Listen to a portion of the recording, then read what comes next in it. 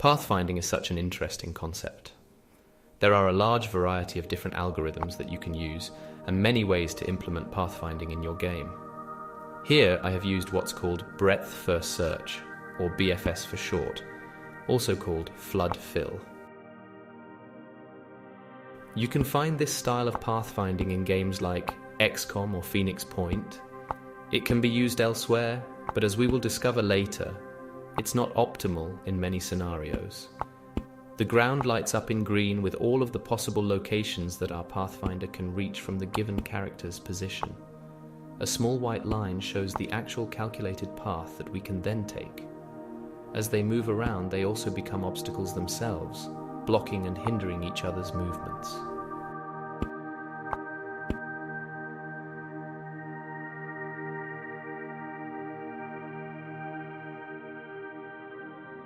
BFS works by exploring a node tree, starting at the root node and exploring the present depth before moving on to the next depth level.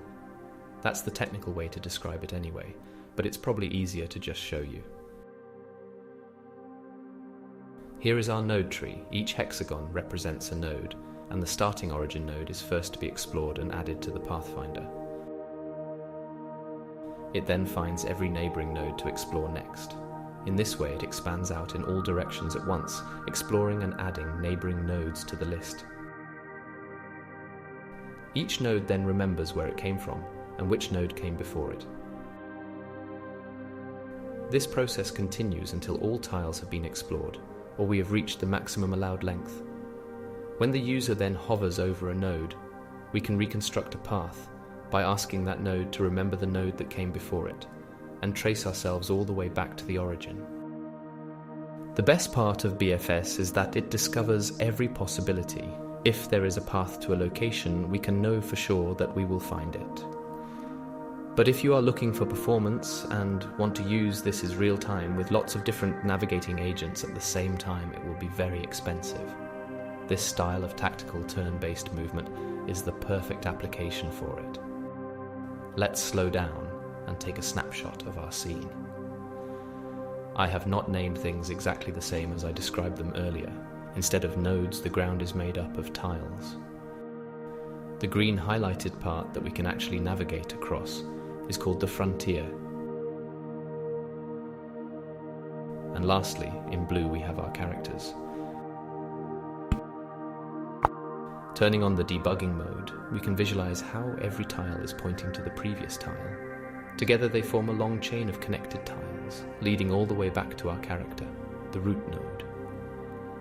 Tiles themselves don't really have any functions, they just store data about themselves. They are keepers of their own state. We can see the parent tile here, which is the tile we are pointing to, as well as a reference to any character currently occupying this space.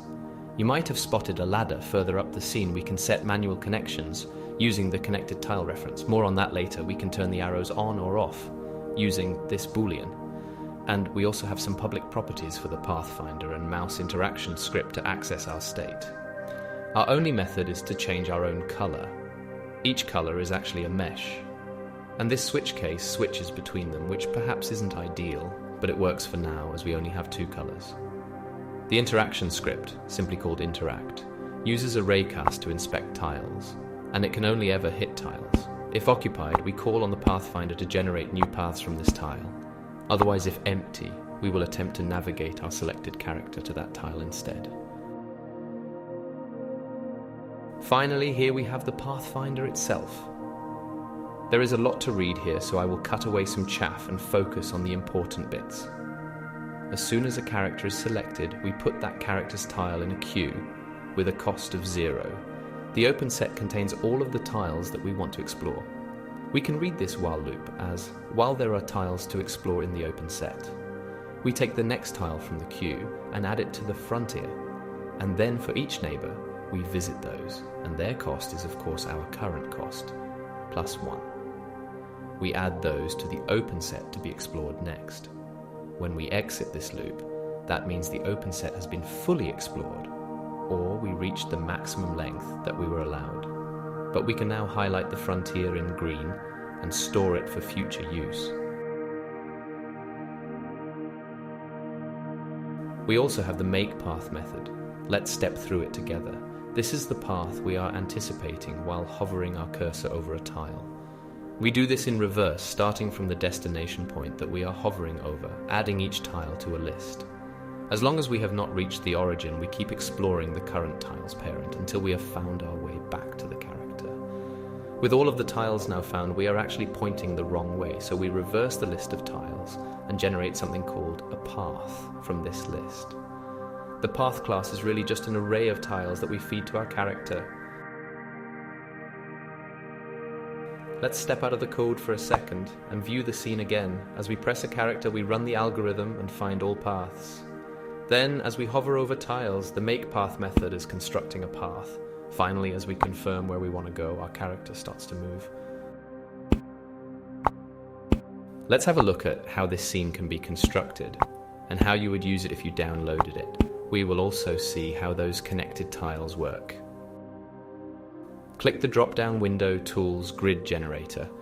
We can now start to generate new areas, but first we must attach a prefab to be instantiated. In the prefabs folder we have a tile game object ready for use. Drag it into the window and we can now see our options. We can set a starting position and specify the width and length of our new grid. The tool is non-destructive and we can change the settings. Hit regenerate to change the grid as we go without having to remove the old grid every time. Each tile generated this way has its own coordinates as their name, but the coordinates are not used for any purpose at the time of writing. As you can see, this new grid comes with a tile generator script attached. Our editor tool communicates with and manipulates this generator script. The next option is to create a ladder. Ignore the word ladder here, as I will have changed this to connect tiles before this video is out on YouTube. We can now manually connect two tiles that we would otherwise not be able to traverse between. The Pathfinder works by raycasting, and proximity is how tiles are connected normally. Without the option to manually connect two tiles, we could not create interesting areas. Our third option is to connect a character to the grid. They do this automatically at the start of the scene, but if for some reason they don't, you could make sure by manually connect them with this option. I also want to show the character move data sheet. We can create a new one as a scriptable object. Let's call this one fast character and change both the move speed as well as the maximum range that we can move. Characters in this version don't always move with the same speed. There is a duration for how long it takes to move between two tiles, so the distance between them affects the speed at which a character moves.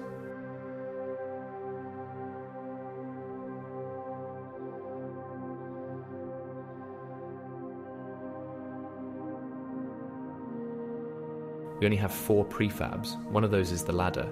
It comes with 2 tiles already connected to each other. We just need to line up the bottom and top tile with another grid so that they can find each other dynamically later on via proximity.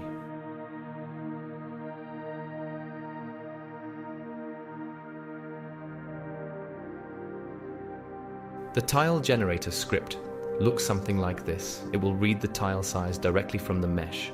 So as long as you use a flat hexagonal mesh, they will always perfectly generate in a grid.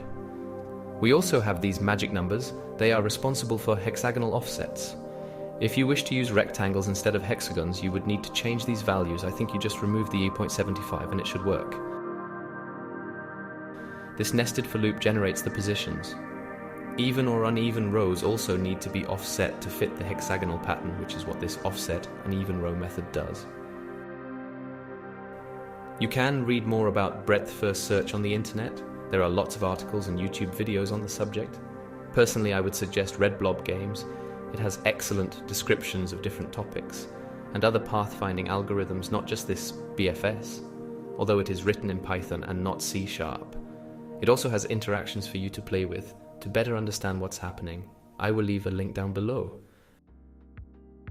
That's it for this video. Thank you so much for watching. You can find this project on my GitHub, linked down below in the description.